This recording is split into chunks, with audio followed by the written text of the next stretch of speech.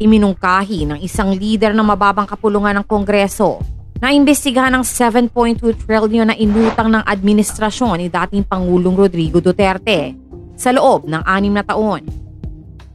Ayon kay Deputy Majority Leader Janet Garin, karapatan ng taong bayan na malaman kung saan ginamit ang inutang ng nakaraang administrasyon at kung talagang nakinabang dito ang sambayan ng Pilipino.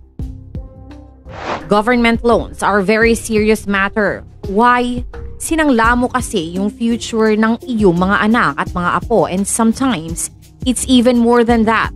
So why is it important to talk about this?